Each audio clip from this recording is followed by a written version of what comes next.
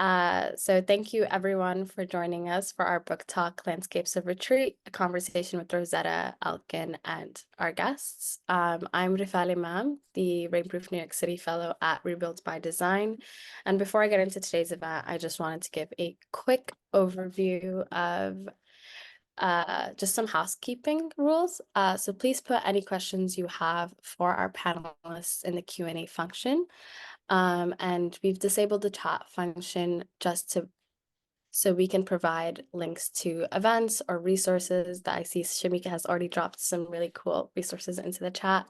And if you have any feedback for us or want to add events to our Rainproof calendar, please email info@rebuildbydesign.org. And now I just want to give a quick overview of Rebuilt by Design. So we're an organization that's housed at NYU's Institute of Public Knowledge, and we really like to think of ourselves as a process where we bring different expertise, both global and local, to really tackle multidimensional problems, particularly related to climate change. But we've also done work on COVID, and you could really look at our work on our website. So we really put together these different events because we started to recognize that we're experiencing increased flooding rain around the world, and it's not just an issue in New York City.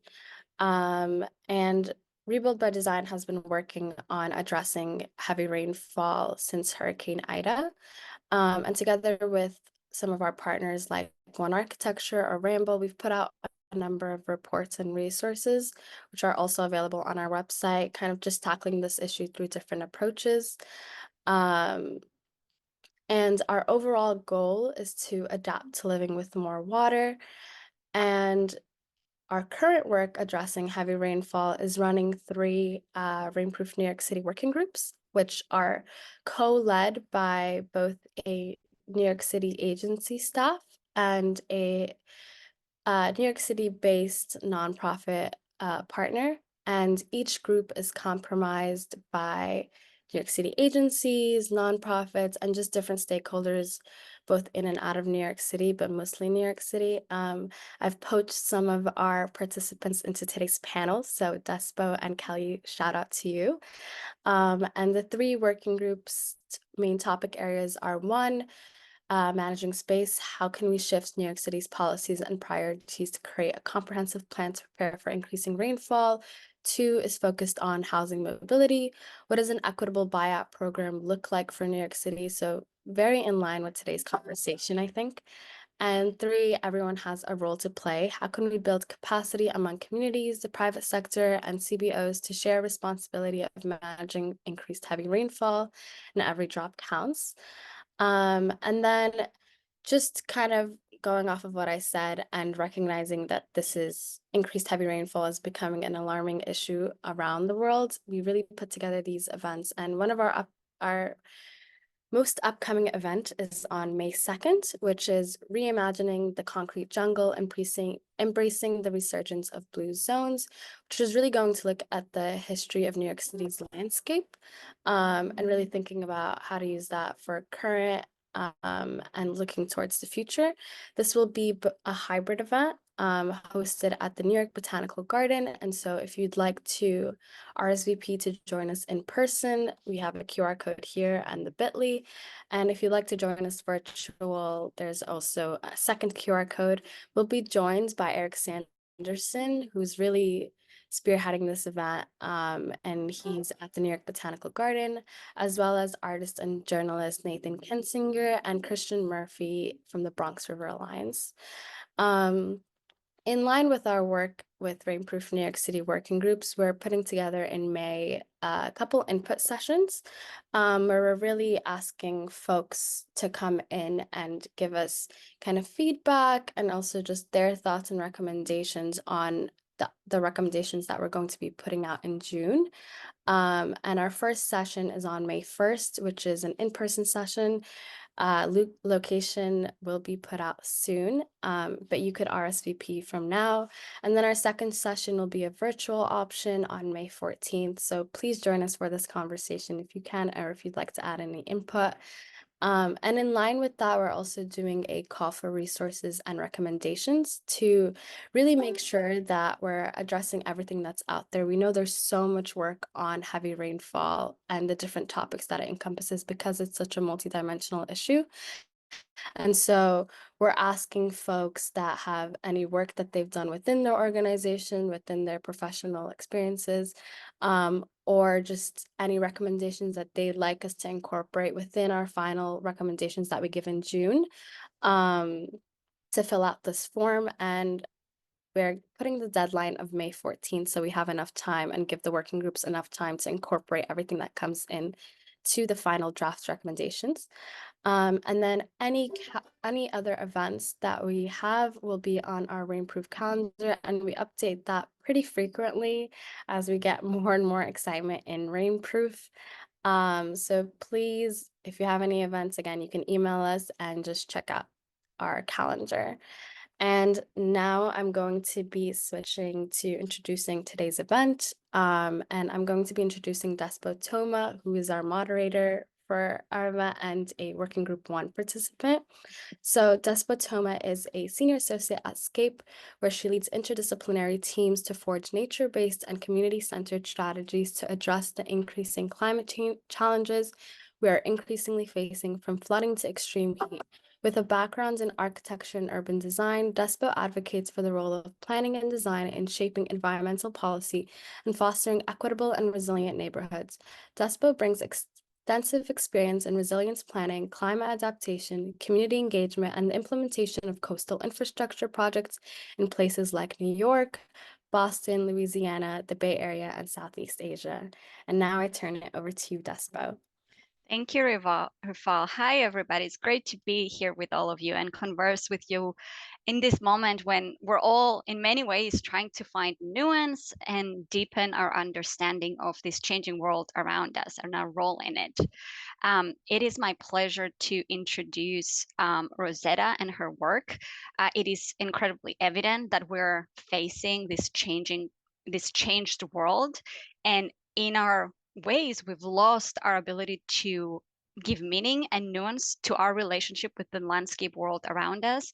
And Rosetta's work is going to shed tremendous light on how we think and how we position ourselves in that. So let me introduce Rosetta. Rosetta S. Elkin is the academic director of the newly established program in landscape architecture at Pratt Institute, the founding principal of the collaborative studio practice Landscape, and research associate at the Arnold Arboretum at Harvard University. She's author of Plant Life, The Entangled Politics of Afforestation, and Tiny Taxonomy, Individual Plants in Landscape Architecture. She joins us today to talk about her most recent book, Landscapes of Retreat, which is a fieldwork-based portrait of climate adaptation around the world. Following Rosetta's presentation, we will be joined by two wonderful panelists working in the space of retreat and climate adaptation. So I will introduce our panelists as well before we dive in. So Kelly Leilani Main is an urban planner and designer focused on research and practice related to post-disaster reconstruction planning, transformative climate adaptation projects, and decolonizing conservation and environmental management. Her background includes experiences working on housing and land rights, governance mechanisms in disaster response, and regional urban landscape intersections in both the United States and internationally. In 2019, Kelly co-founded Buy-in Community Planning to address the void in rights-based and holistic relocation assistance in the United States. So Buy-in is a national nonprofit working to implement equitable, community-led voluntary relocation programs by increasing access to federal funding through technical assistance to undeserved communities. We also have Shameika Hanson. As climate adaptation specialist, Shameika is working to help create more resilient coastal and riverine communities in the face of climate change. She holds her professional science master's in environmental studies, focusing on sustainable development and climate change from Antioch University, New England, with additional certification in climate change resilience. She works at the Nature Conservancy, whose mission is to conserve the lands and waters on which all life depends and serves on the New York Climate Adaptation Team, where her skills and experience in climate resilience, community organizing, and building diverse, inclusive groups enhances their work in community led adaptation planning and other climate focused initiatives. Who's excited? Rosetta, with this, I think the floor or the screen is yours. Thank you so much, Despo. That it was such a nice introduction. It's such a pleasure, an honor, really, to all be together. So much in common, and yeah, I'm gonna do a little presentation. Explain the book a little bit, show you some nice slides, and then really just want to spend most of the time exchanging with all of you. So, with that, I'll share my screen. Hopefully, it's just that simple. Um, that's okay, right? All participants can see the screen. We're Great. all set. Thanks. So, this book is a long time in the coming because it's a fieldwork based book, but I did most of the writing during COVID, when I was at home reflecting on the state of the world after having gone to a lot of these incredible communities and landscapes. I really take a landscape-based approach, and I guess we can talk a bit about what that means. I'm still trying to figure out what that means. This book is an attempt to figure out what that means. And I'm just want to start by saying thank you to all of the communities that I worked with and continue to collaborate with and talk to and send photos to. It feels like a very living project. And one of the reasons I wanted to continue is because none of this is static. I'm trying to explain sort of what gets recorded and archived in a volume as extremely dynamic. So with that, one of the terms that I use is amendatory. So the first line of the book is about the motive for doing the work itself, and that is from a commitment to developing amendatory relations. To amending is a corrective. It can't undo, but it does try to course correct along the way. And it became a word that contoured a lot of my experiences. And amending relations feels like a more inclusive way of talking about what we often say when we want to solve things, when we want to fix things, address things, but it's a corrective instead, and that helps sustain the ideas. Another, for me, really important part of the book wasn't the book itself, but the website. There's no need to go out and spend 30 euros on a book. The entire thing is open source at landscapesofretreat.com. Please use it, share it, read it, copy it, right click, and just the more generous we can be with scholarship, I think the more the distance between academic pursuits and real life starts to shrink. And I think we need that badly. Certainly that was an experience that I had in addressing some of the connections I wish to amend with the landscapes that I visited. And so it is worth noting that there are 5 case studies in the book. This photograph is by Katie Orlinsky, fantastic photographer, Brooklyn-based. The communities are what a lot of people would call rural. I don't really love that word. It's a dichotomy that places it against the urban. But these are certainly not city environments, but they are just as implicated and living with the same realities that often seem much more acute, therefore more important, because they're in denser environments or when they land in more dense environments. But what I learned from these cases, from these communities, from these landscapes is that, in fact, when freed from regulatory policy, humans are really good at adapting. And often it is the policies themselves and the environment of governance that stops creativity and adaptation.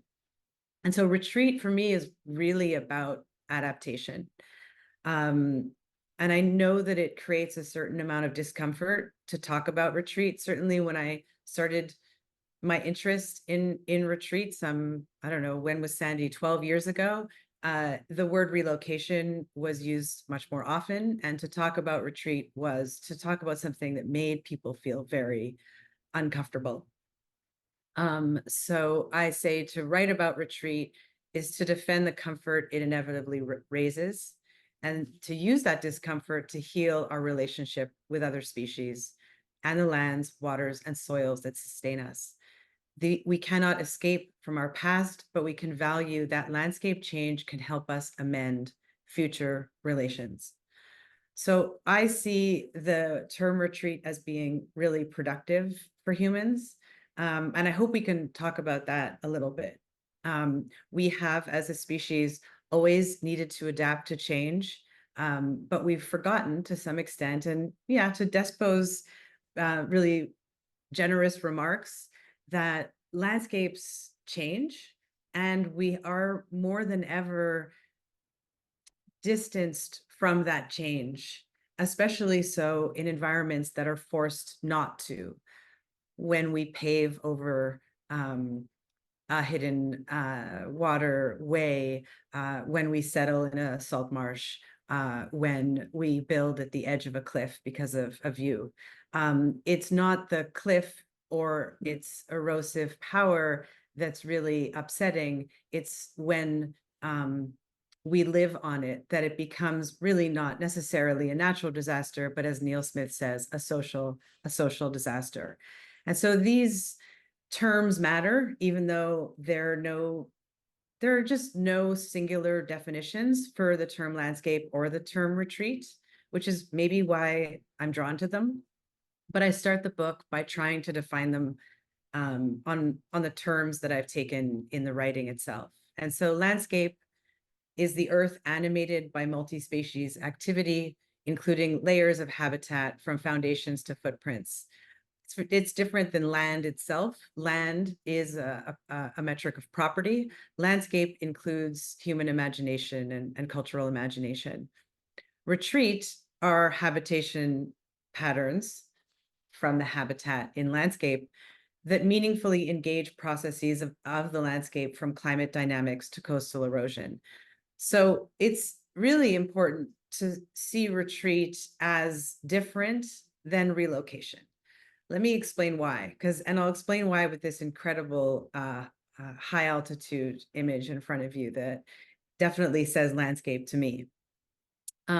Retreat is a living term, and relocation is an objectified term. So we can relocate a building, but we can't relocate a family. We can relocate a church, but we can only decide as a congregation to retreat. Salamanders retreat, fish retreat to lower lake levels when they seek warmer water, glaciers retreat. Buildings and building materials can be relocated, but breathing, animated creatures like ourselves cannot be picked up and moved. And that's a really important difference, because we need to be talking about relocation, but we need to be talking about it as distinct from a decision to move that only a group or an individual can make on this planet. And that's why I think of it as a form of adaptation. So very often when we think of landscape and we think of adapting to really tough places like this village in Nepal, and we do so in the context of climate change, we think about land going away, we think about erosion, we think about sea level rise and the taking of coastal environments. But in Langtan, one of the cases in the book, it was actually about land creation, of course, when a hanging glacier fell, filled a valley and submerged a village. It's new land, it's baby land, it's a process of conforming to change in the environment. And it did create a new place on the planet that hadn't previously been there. In this act of creation, of course, it was a very difficult time.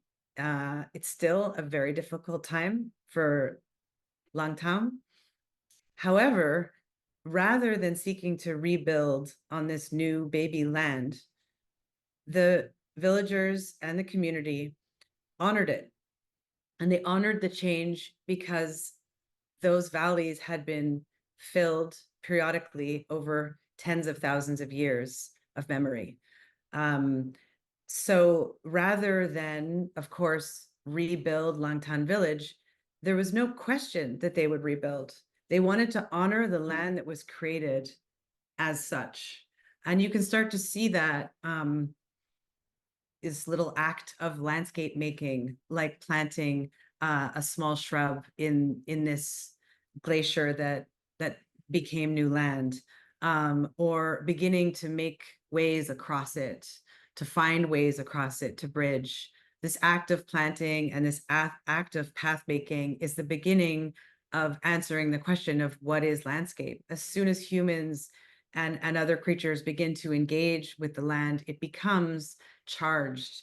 And that charging can be a really beautiful part of how we live on the planet.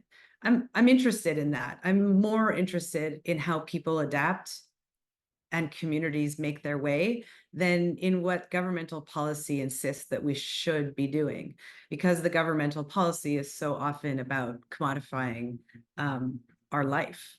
So what became clear in the research is that there are 4 conditions that separate retreat from relocation. And I don't mean it as such a strong dichotomy, but it is worth recognizing what makes this retreat and not something else. Because so many of the communities that were relocated that I studied were really had difficult stories to tell, sad stories to tell. And the cases of retreat tended to be celebratory. And that optimism was extremely inspiring for myself and my team. It's really also worth saying that I worked with amazing students along the way over years, and incredible collaborators. So nothing gets done alone. In any case, the conditions of retreat, if I hurry up a little, are an understanding, right? So the community has a heightened perception of the risk that they live with. A link, meaning that they have some memory or established relationship with the past. That can be through oral tradition, archaeological scholarship, oral traditions, but some experience at timescales greater than one generation. There is a relationship within the community already established, and often a degree of political organization that is pre-existing in the community. One way I like to think about relate is that people know the names of their neighbors. Doesn't happen as often in heavy, dense environments, but it does mean that they feel more capable and supported of reacting to major landscape change. And the one that is it was either there were 3 conditions of retreat or there were 4, and then the 4th one just kept coming back. And every time it came back, there was a sigh of relief that it came back in my team and I, because we so enjoyed some of the stories that came along with acknowledging the risk. And often the acknowledgement, it wasn't just in nodding, it was a really organized effort to name, create a ritual or a ceremony that somehow welcomes the future, and doesn't just bear down on the past.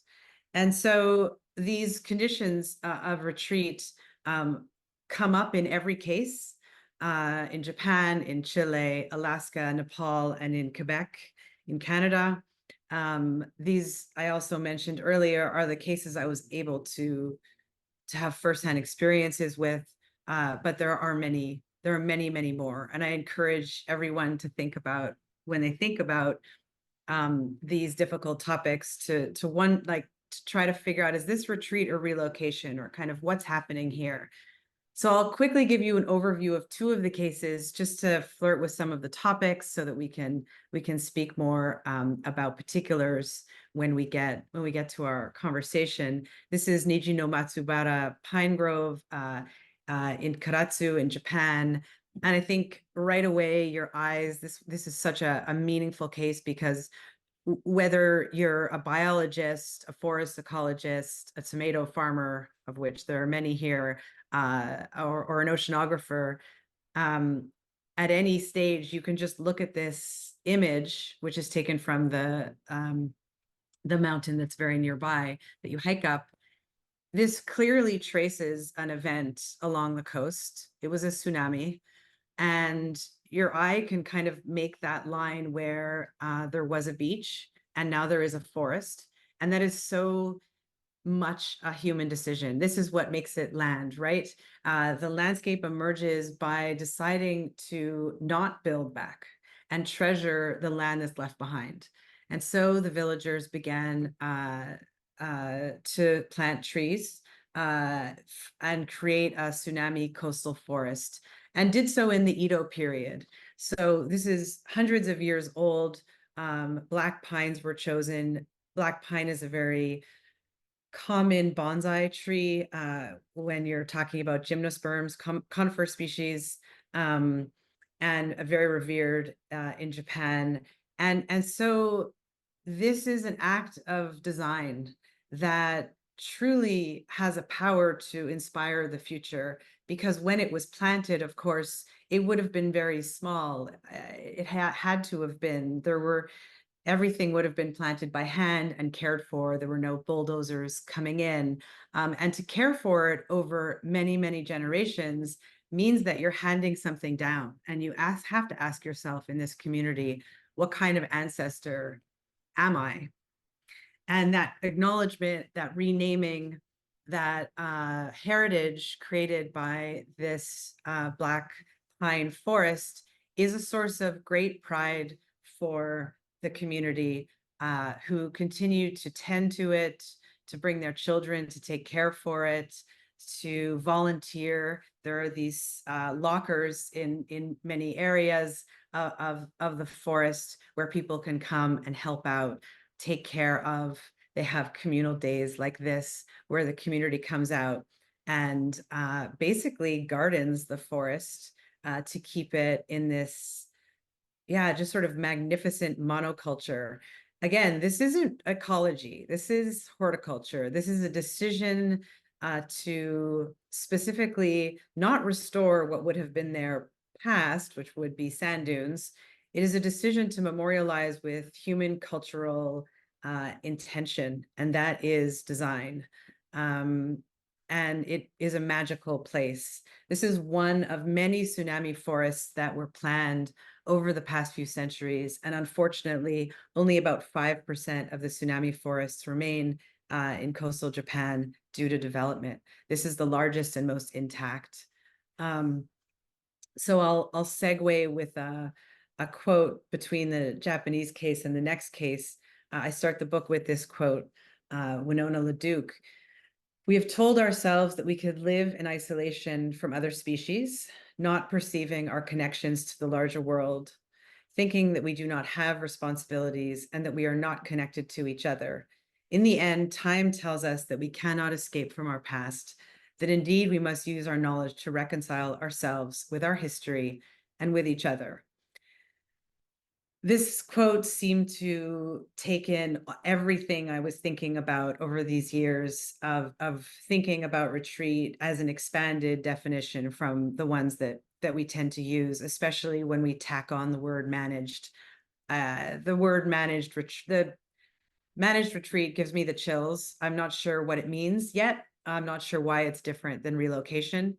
Landscapes of retreat is really a way of thinking about the land that's left behind after relocation schemes. And that land that's left behind is very much alive.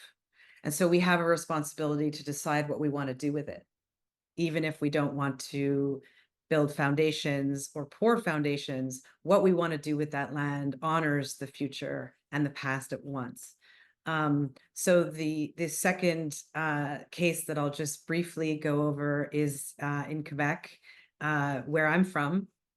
And it is a more typical floodplain example, and it is contemporary, it is ongoing. The high tide in this part of the St. Lawrence River is in December, in early December. So it is a cold and icy high tide.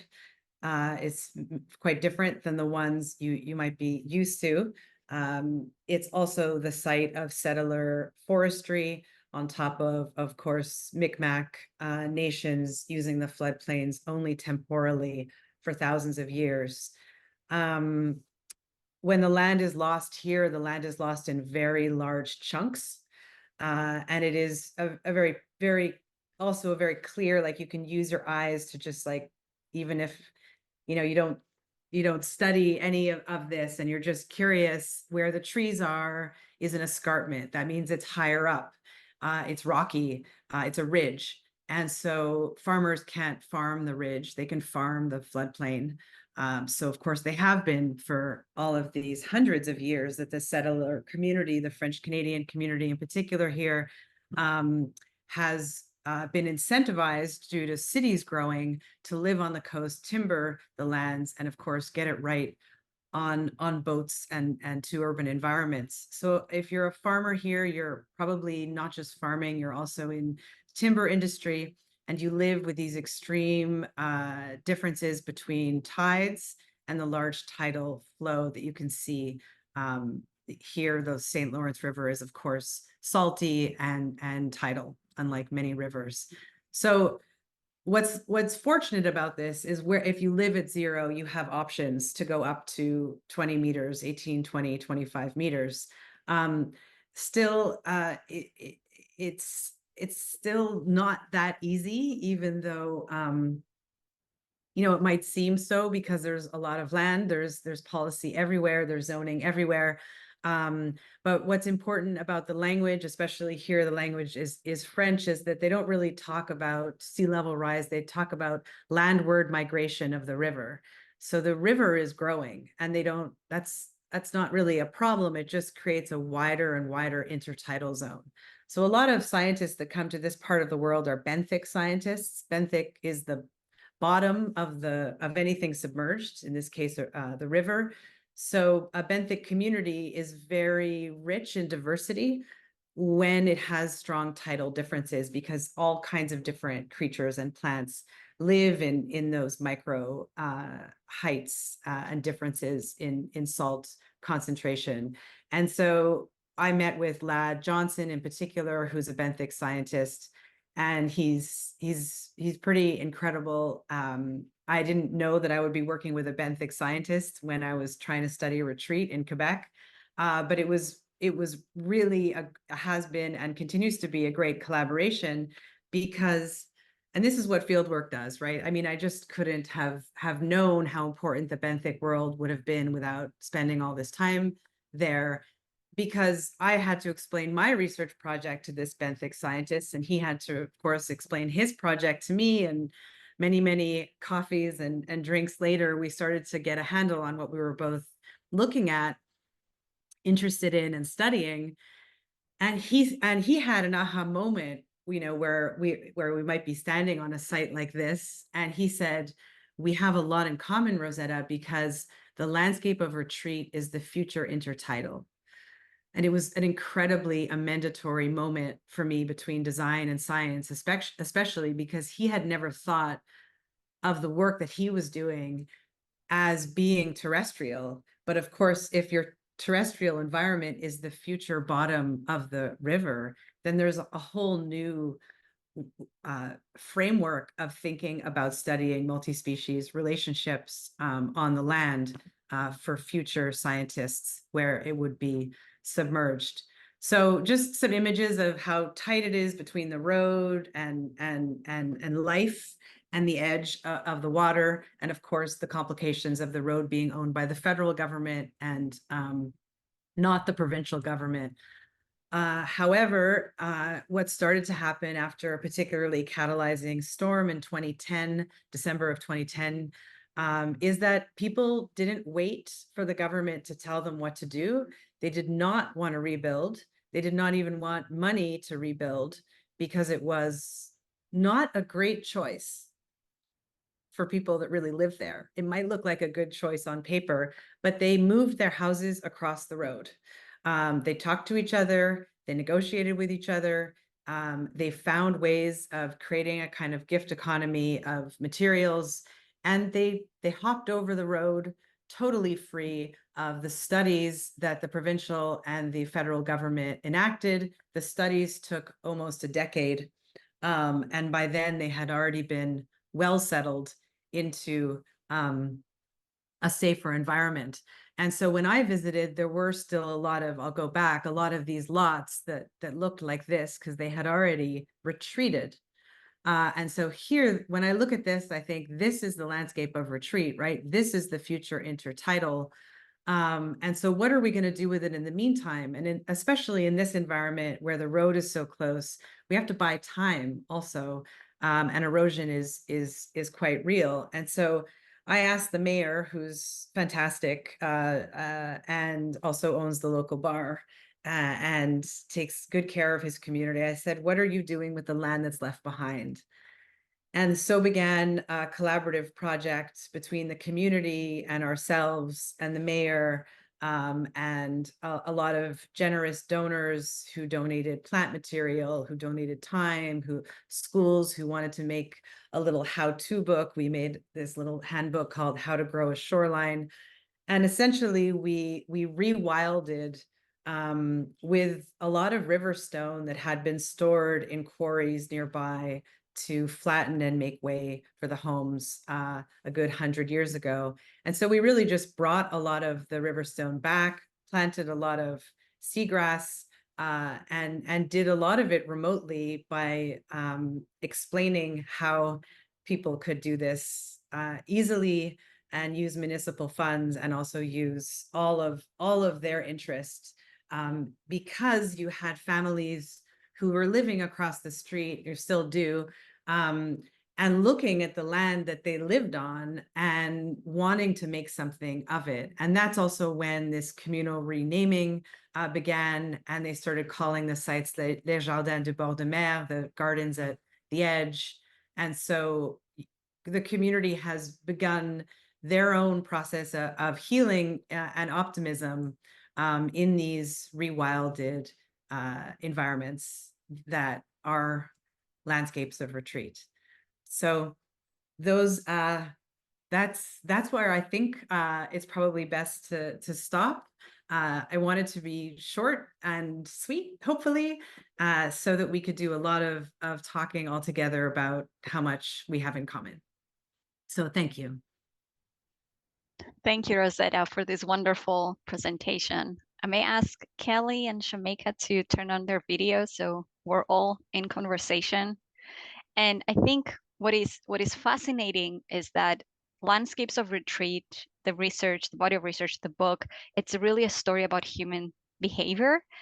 And I think that is a fascinating framing as we're reading through the book, through the case studies, to look at the decisions others have made in their context and be inspired about what decisions we can be making with our neighbors, with our communities, for our own places that we call home. Maybe I'll ask Kelly first to sort of give your reflections, your reaction to some of the themes that Rosetta is bringing up and highlighting for us. Where is your mind going? Hi, thank you. Is my sound working okay? Just checking in on that. Okay. Well, thank you so much, Rosetta, for this talk and for sharing more about your book. I have like paper spread out all in front of me. So I think I'll just start as kind of far back as I can in the context of some of the things that you said, which was talking about really this question of where does our vulnerability come from, about the history of land development. You know, this talk and Rainproof, for example, is happening in New York City. Buy-in community planning, my organization is working in 5 different states in Puerto Rico, all here in the United States, and your case studies are internationally. So just I'll bring it into the United States context, I guess, to try to respond to some of the things you said. So in the context of the creation of vulnerability, like, why do we have so much flood risk in the United States? Like, it just feels like every year, flooding is getting worse, more and more people are affected. And it is partially because of environmental change, right? Because of climate change, but because we continue to perpetuate practices of land development, of zoning that allow people to build homes for people to live in, not seasonally, not temporarily, but permanently, right? With the idea of the forever home, the 30-year mortgage. And climate change is making the feasibility of staying in many of those places really infeasible over the long run. And it's not just by chance, and this is not a new process. So in the United States, we think about settler colonialism and the transformation of the North American landscape from one of indigenous stewardship into a system of private property rights. And we have policies like the Swamp Lands Act in 1850 that gave states essentially all of the property or all the land, it wasn't even property then, that was underwater, essentially swamps, wetlands, other areas deemed unfit for cultivation, and essentially stole all those lands and kind of one fell swoop began distributing them up privately. And so when we look at why are certain areas flooding or which areas are most at risk, I think one of the things that I'm trying to better understand in the context of so much flood risk and so many challenges for the future is,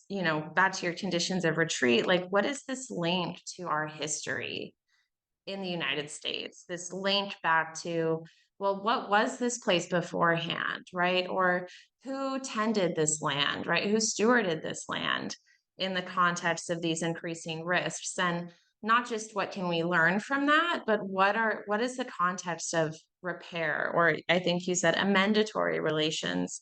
I found, and I think that that's a great term for something that I've heard also called, for example, Ben Almasi is a scholar philosopher who wrote a book called Reparative Environmental Justice in a World of Wounds, which is about this relationship between environmental injustices and sort of environmental destruction and environmental deterioration. So I'm really interested in talking maybe either a little bit more about how to incorporate, not just that past, not just thinking only about the past, but about how the idea of this history and this link to history in the context of increasing moves for environmental justice, for reparations, actually helps us imagine maybe alternative futures or alternative ways of living in landscapes that is fundamentally different than the processes that sort of got us here to that point. So I'll just pause there for a minute and maybe we can either elaborate on that, or I'll save some other questions or other thoughts for another topic. Go for it, Rosetta. There's a lot in there, Kelly. And I agree with you. We're probably going to agree with each other a lot. I don't know if we have to like find friction or something, because it just makes it more lively for our our colleagues online. But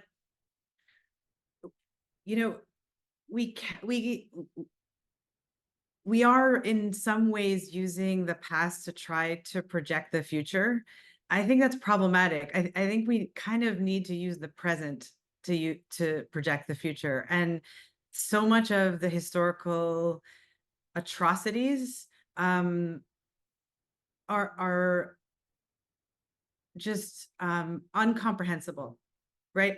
Just incomprehensible. And it just freezes you in place. I mean, I teach young people, young adults, and it's one of the reasons I'm driven to design. And, Despo and I are both landscape architects, thinking about the Japanese forest as an act of design is there's no other word for it to me. And so it's very hopeful without necessarily forgetting the past. Plenty to talk about around that part of Karatsu. about the past. But in this case, not in an isolated way, but in this case, the forest helps bring people together around very difficult issues, of which I don't even need to mention, right? The landscapes of retreat, I think, can be very healing places. And I know we don't talk about them so often, but the Quebec case, for instance, there are no indigenous claims to that land because it's a floodplain. No indigenous tribe would ever settle the floodplain. So there are no claims. So what we have in the United States in our history is exactly what you're saying. We have insisted on settling vulnerable lands to take power and control over them. That's what we have to live with now. And so most of this flooding and rainy and wetness that we're seeing is, if you look back at the landscape history, not even the social history, because yes, I'm not putting it aside, but the landscape history itself is that these are really mucky, wet, or underwater places that were filled. And so again, why I think about design a little bit is because I would say we have quite a high acumen for historical accuracy, from citing policy to acts to particular dates and moments, and memorializing all kinds of human activities, but we don't have a very high landscape literacy. If you ask anyone in New York if they live on fill or clay or granite, they couldn't tell you, but they'll tell you where the closest Starbucks is, or I don't know, the cutest new coffee shop, but they don't know the land they're on. And so at the end of the day, until Zillow can give us a little, tab that can actually explain, ooh, sorry, I did that somehow. Until we have a literacy of the land that we're living with and its historical ecology, I think that basically the governance models we're living under are pulling the wool over the environmental risk, which repeats the same atrocities of pulling the wool over different groups, races, and histories that is a part of our past. And so it's a form of climate denial, not to tell people what they live with. And that's at the heart of, I think, a preemptive policy that could include some of the ideas that I know all of you are working on passionately.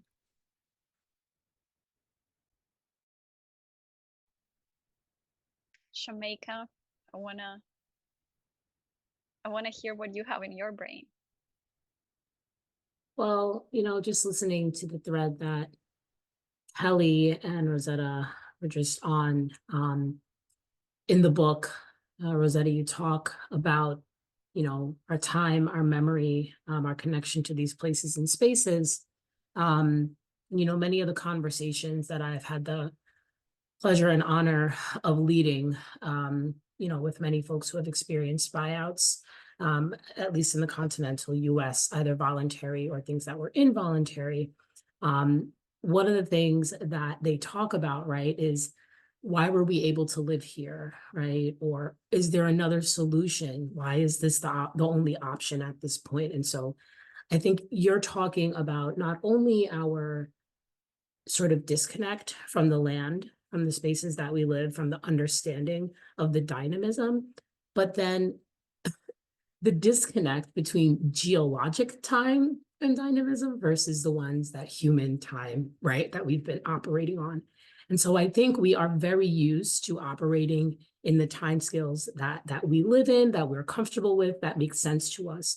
But when we take a look back and we step into geologic timescales, we're really seeing that we are a very small and very short piece of a very long history that the lands that we do occupy currently take up. And so, when I'm thinking about the work, or when I'm reading some of the examples and the cases that you have set forth in the book, it jogs me to think about how do we, as practitioners, as people who are speaking with community members and municipal decision makers who are working within very limited timeframes, start opening up sort of our brains and conversations to the fact that we need to be thinking not only further ahead, but also sort of backwards, right? And because some of these things are going to be cyclical, there will be things that we need to learn from. And they may be factors that create risk that you talk about in your book that are compounding that we were not even thinking of because it was an event that we're completely unaware of, right? We haven't seen it in hundreds or thousands of years. And so I think having a deeper understanding, not only of the science of the spaces that we live in, but doing it in the context and the histories that go well beyond what we are used to, so that not only we are planning for these events, but thinking about when we're designing what the future landscapes look like, we're thinking about things like sediment transport, we're thinking about things like erosion, and we're reminding ourselves that these things are happening constantly, and we need to be planning for that. We need to be keeping that in mind, whether it is very obvious that it is happening or not. It is something that is going to impact us over time. I mean, we know, I agree with you entirely. And that was so well put. We know from, the geologic record that the last 250 years or so have been the most stable on the planet ever. And that's also when humans quadrupled. So in stable times, we feel a sense of power over our environment, and things are starting to shift a little, and we just don't have the memory in our parents and grandparents and great grandparents to remember times of great shifts. So it's hard to remember, but we could also look at it and say, well, then we have to be the new memory keepers. We're going to talk to our kids and their kids and their kids' kids about the beginning of change and how that started to feel, and, what we did about it. Like that. There's a fantastic quote by Toni Morrison, and it's at the end of an essay that's totally not about the topic, but she says it shouldn't be called flooding. It should be called remembering, because the water knows where it wants to be, and it's remembering where it was. And that is a whole different framework for thinking about the Swamp Act, for instance, right? I mean, the water knows where it wants to be, and it has a right place to be, and that place is often in motion. And so we could fight it, or we could acknowledge it and amend where we were living right there, sometimes a little bit, sometimes a lot, and celebrate that we did that and didn't, suffer the flood, but celebrated it, right? So I couldn't agree more. I think we have to expand our memory by we always talk about teaching history, but we need evolutionary time at this moment. We need to really get that context into our schools, into our habits, into our projects. And in many ways, you have found that communities that were able to latch on to that characteristic that they had, that connection with the past, the traditions, the memory, the intergenerational behavior, were able to consider retreat, as you called it, a success or a celebration of life anew. Maybe I want to take us for a moment to reflect on those four points that you made about what makes a landscape of retreat, what makes retreat.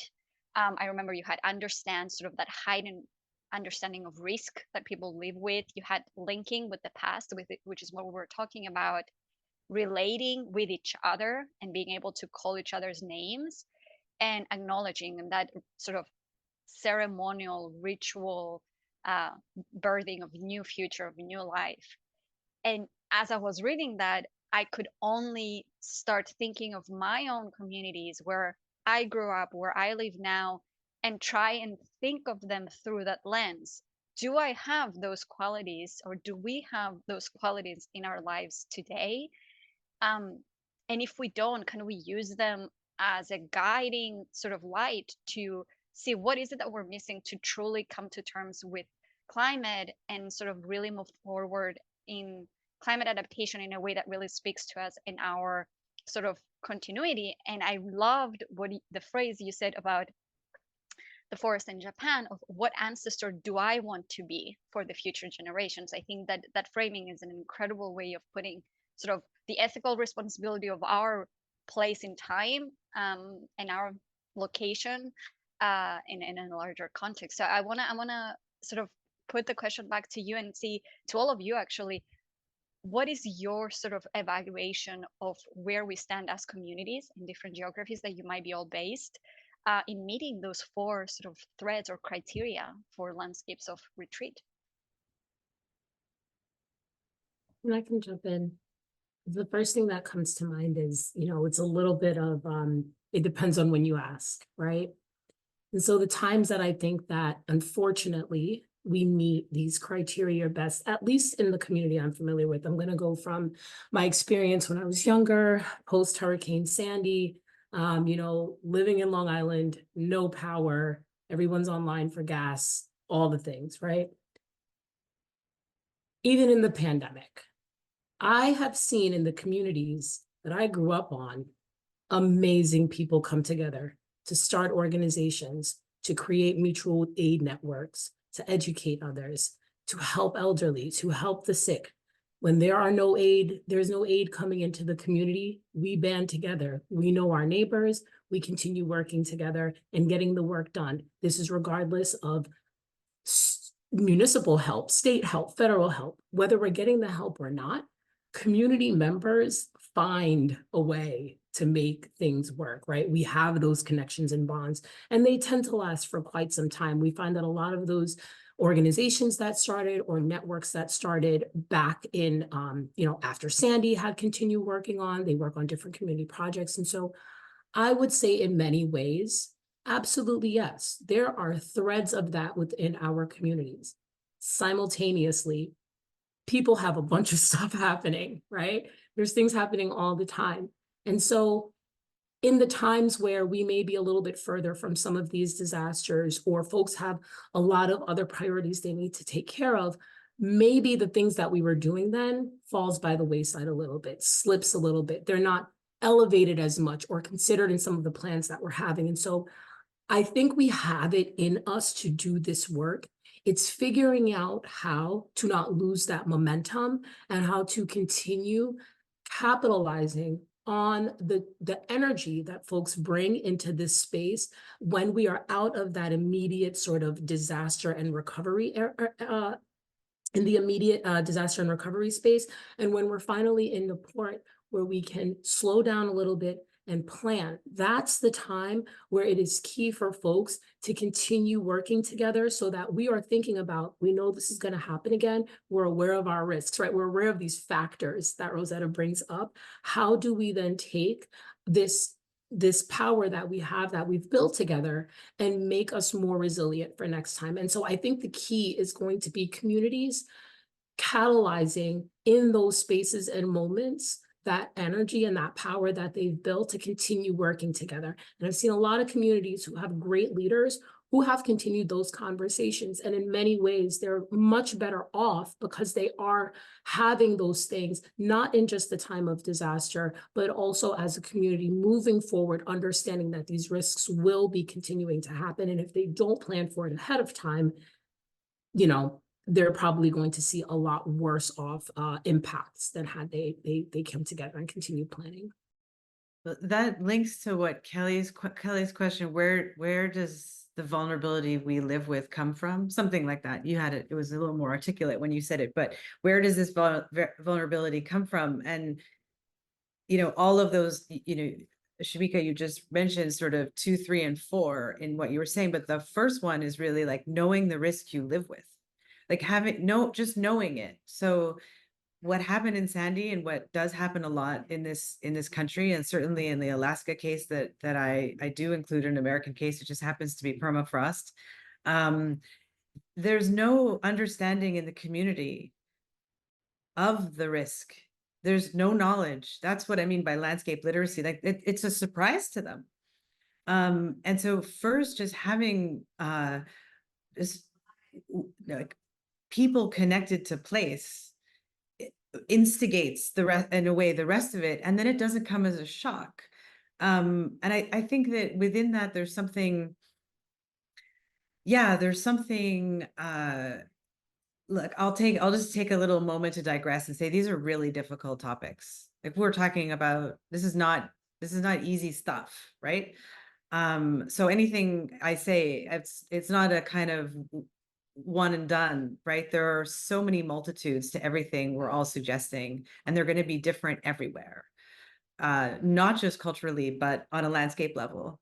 And that's why it's confusing, right? Like the Swamp Act, if I go back to the Swamp Act was really initiated by, by the English. And there are no swamps in England. It's not the same. There's no salt marsh. So when they saw the salt marshes, it was just, no, this is not the English landscape. This is not what we want. This is mucky and mosquitoes, and there's only one plant around, and it's like, we don't understand. We got to fill it. We got to fill it. It's not, it doesn't fit the cultural aesthetic that we want. We want to drain it and plant trees and put houses and gardens. So there are these cultural layers just on top of everything that we're working with. And it's really hard to delaminate them. I feel really strongly, though, that the first point has to come at the level of renting and buying, which is also why I'm interested to hear about Kelly's buy-ins and buyouts, right? Because we need to know what land we're talking about, and some land is more vulnerable than other land. And so where there is vulnerability, where it has been filled and drained, we have to prioritize that. It's a lot. It's a lot. So sorry, that's where our vulnerability comes from, of having the wool pulled over our eyes, or whatever the expression is, having, being unclear about what land, as if it's all the same. Yeah. So a couple of things I think, just to, I'll try to be specific based off of my experiences working with communities where folks are actively seeking, not all folks, but some folks are actively seeking relocation assistance. So the model that my organization uses to help folks access assistance is grounded in starting to have conversations about exposure to risk and how people see moving away from where they live in comparison to other ways, for example, of living with water. Like, people talked about elevations or levees or things like that. I think, just to push back a little bit on just kind of a lack of understanding of vulnerability, most of the folks that we have worked with have flooded, and they know that they live in a place that's vulnerable to flooding. And it's not, and I think that that's one thing that comes up a lot in the climate adaptation sort of professional world or academic world, is that, oh, well, in order for people, if people only understood how much risk they were in, then they would be more willing to retreat, right, or relocate. And I think that there are some places that are more vulnerable than others, but one of the things that we're also finding is that there are also some places where people are more vulnerable than other people are. And so what ends up happening is that people with more resources and more political power are either able to rebuild or afford flood insurance, or it's their second vacation home and they've got, $1 million in the bank account. They can simply rebuild on their own. And so I think the question of vulnerability is not just one of the landscape itself, because we look at places like Florida, right? Or we look at the Outer Banks in North Carolina, or we look at Malibu in California, and you see, or Pacifica, I'm based in the Bay Area, and you see multi-million-dollar homes, about to crumble into the ocean.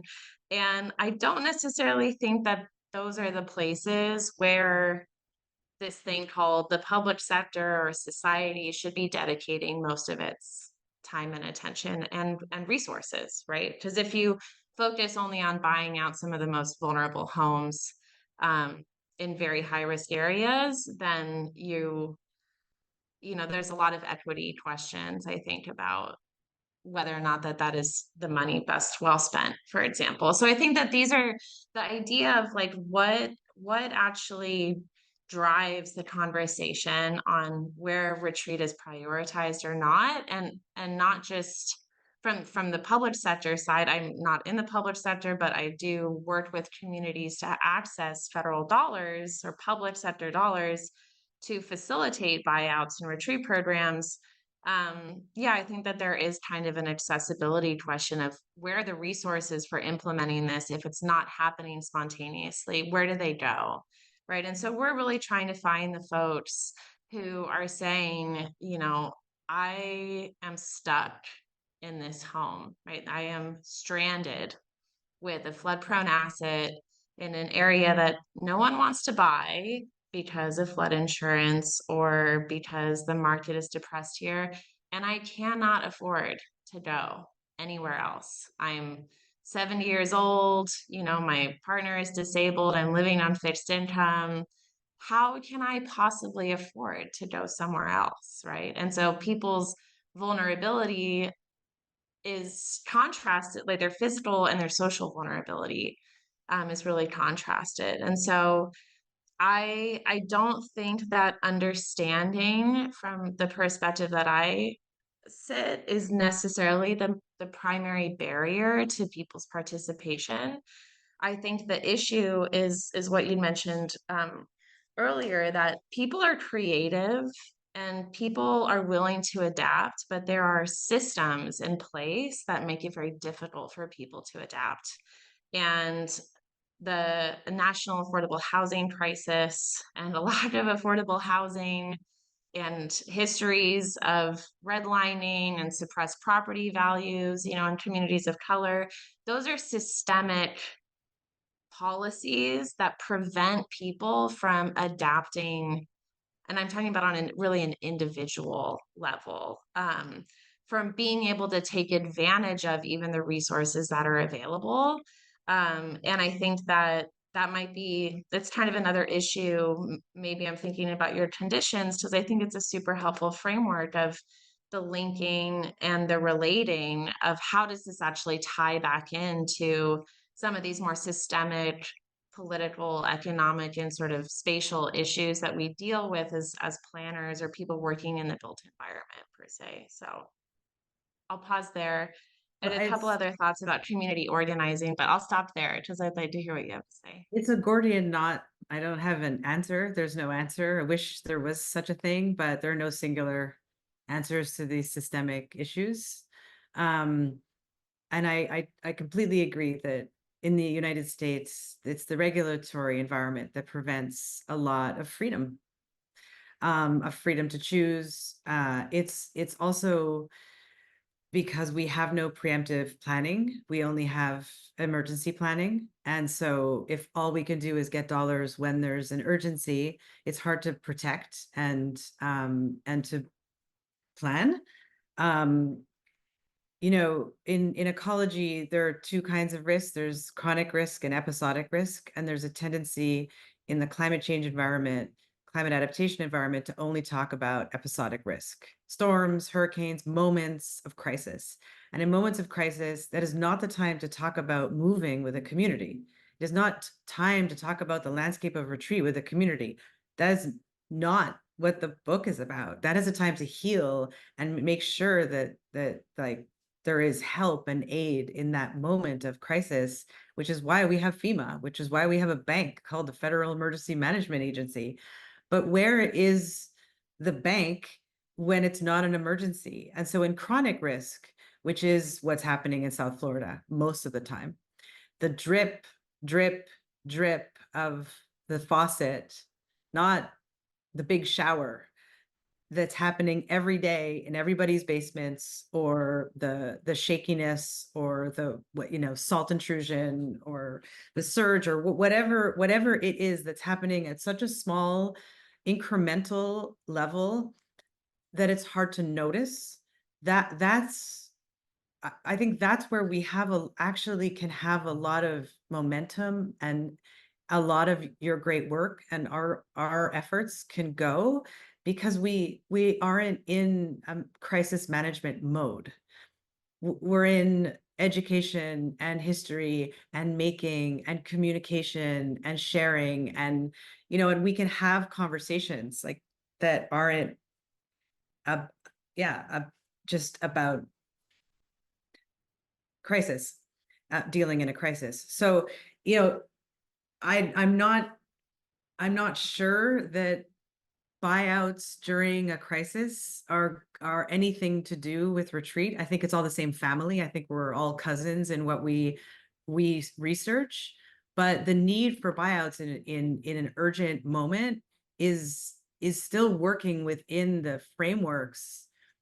And I'm trying to work in frameworks that don't fit nicely into the built environment. Like, I'm much more interested in the living environment than the built environment at this point. And if we could at any moment even find parity between them, we might understand why there's so much pushback. So the living environment can be valued, but not often so for its economic bottom line. And I know that that is not what a homeowner wants to hear, but it can be what a community decides to value. I just had one quick thought, and then I know we want to move to Q&A. I just really quickly wanted to respond. Go So, for it. in most of the places that we work, folks have previously flooded, but they've also rebuilt, or the community has transitioned. And so I think that there's actually a space of opening there for places, which is like, even if you do have a disaster, encouraging people to heal, the community to rebuild to a certain degree. It enables this future planning horizon, because people have lived through it and they kind of know, yeah, maybe long term, we don't want to live through this again, but we're not ready to go today. And so I think that there is an opportunity for that, like for there to be, it's not just disaster recovery or the other, but actually working with communities who are in the process of healing to imagine that future landscape that could be a great opening as well. I couldn't agree more. We have to keep talking about this, because that's maybe I need to word it differently, but that's acknowledging the risk, right? Okay, it's happened, or it's happened enough, or we've talked about it, and there's a sort of, okay, we understand the risk we're living with. That doesn't mean we have to run away now. Let's think about this. Yeah. Yeah, one of the things that we've been working on our team in New York here at the Nature Conservancy, our climate adaptation team, has been thinking of exactly that, Kelly.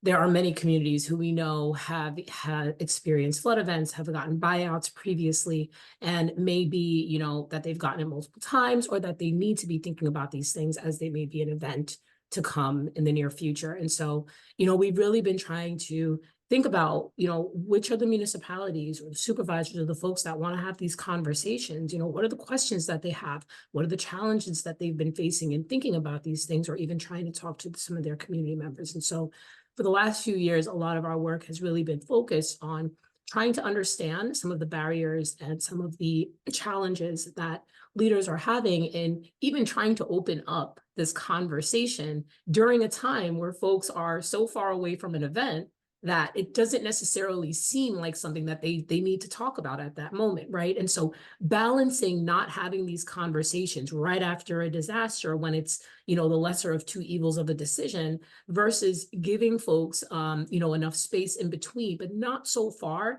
that they're completely disassociated from the event. And so it's been very interesting the last few years to kind of understand some of these challenges and work as a team to figure out some innovative solutions to help overcoming some of the things that we're finding in communities that prevent folks from truly being able to adapt to some of these events. I want to keep this conversation going, but I also want to hold a little bit of space for some of the questions we're receiving through the Q&A. Rifal, are you there? Can you help us with some of the questions? Yes. There's some really great questions coming up in the Q&A, but I'll start it off with the one directed at Rosetta, but of course, our panelists, if you want to jump in as well, with your expertise and experience, feel free to do so. So, someone's asking about your opinion about the necessity for an organized civic infrastructure, as well as a local government leadership, uplifting momentum in bringing forth ideas and action for land reuse after retreat in both cases that you presented. Yeah. In both cases I presented, there was no organized, I'm sorry if I don't understand the question properly, but was there an organized momentum around the landscape left behind after relocation? That's sort of how I read the question. And to Shameika and Kelly's points that we were just sort of making at the end, there was no organization, big overseeing organization. It's colloquially what we would call bottom up, right? So folks deciding what to do together. I happened to be there. I know some nursery people. The mayor was very involved. Everybody's talking to each other. There's so many meetings. A lot of the meetings that were being held, and I can really speak to that one because it's more contemporary. I mean, not having been around in the Edo period, it's only from history books and conversations with historians. But in the Quebec case, the federal government organized a more typical kind of organization where you had restoration groups, Nature Conservancy like groups, together with scientists studying the shoreline change, together with economists, together with zoning officials and planning officials, and they would sit in meetings and do the science. And I think that what I found was that while all of those processes were going on, and the community had to go to them and raise their hand and say their thing and do their piece, as a report was being put together, while the report was being put together, these folks just got to work. And that's what was inspiring to me, is they knew that it would be lengthy and clumsy. And they were like, well, like, let's do it. Like, we know how. They're not afraid of taking off the roof. They're not worried about asking their neighbor for help. They're not waiting for the federal government to tell them how somebody's going to come in. They're taking care. So no, I guess, is a short answer.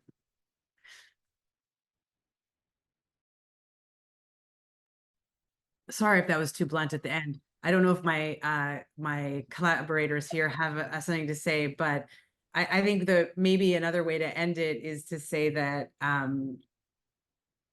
that there could be civic infrastructure for that kind of thing, but I'm weary of the term civic infrastructure itself, and I wonder why people aren't just motivated to figure stuff out together more. Maybe I'm just being, head in the clouds, but it's out there.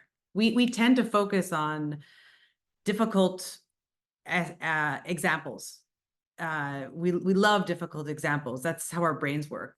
But there are other examples out there, which is what I was trying to do with this research, that that aren't as difficult and seem a little bit more doable. They don't really operate on the economic cycles in the same way. I have a comment / question, kind of reaction to that statement, because I think looking at examples where this has been done before, where you see it and it's really amazing and super inspiring. But if you are, for example, Joanna in the chat, who's saying, oh my God, like my home is falling into the water and my neighbors want to take me to court for trying to raise the alarm about sea level rise, like how do you, right? It's one thing to look and say, oh, it's easy, right? Because they did it. It's another to say, well, actually, there are a lot of places where it's not happening. And so the question of like, what does real grassroots movement look like? Or is there a role for designers and planners? Maybe this is a question. Is there a role for people like us in the room to help seed the possibility of these more spontaneous systems of, I think you said gift or care economy, in places where it's not happening spontaneously? Or should we just, like, I think that just remains a question of like, well, what do you, like, what does practice do, right? Research looks backwards and documents case studies and says, great, but what is the responsibility or the role of the professional fields of environmental design or whatever to nurture or to do anything, I guess? Like, that's the question I don't have an answer to based off of your comment. Well, I don't know that I have an answer, but I also know what I guess maybe we all instinctively know what we shouldn't do. Maybe that's one way to think about it, even if we don't know what we need to do yet. I think that definitely with the landscapes of retreat question, when I looked at how many homes were moving and how much flattened, septic tanked, hydrangea planted lots there were left that along the coast, and knowing that the entire Gaspé South, like, from Quebec City to Percé, this entire stretch that is probably equivalent to like Maine to Miami. It's like a really big chunk of the world. We're not going to landscape architecture the coast, right? That just seems like the worst world to live in, with all due respect to my own profession. So, and also I don't know what restoring it means when it's in such a flux, because there's nothing to go to look toward.